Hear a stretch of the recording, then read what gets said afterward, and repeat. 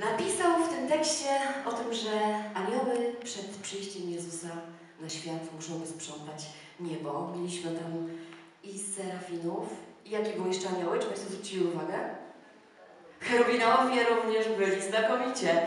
Ja to odczytuję jaką taką interpretację wyczyszczenia naszych serc, wysprzątania naszych serc przed przyjściem Jezusa, żeby się dobrze przygotować i ciało, i duszę.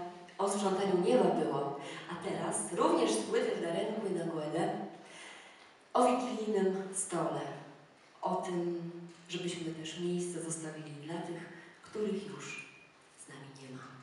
Przy tym stole zapraszam serdecznie do wysłuchania.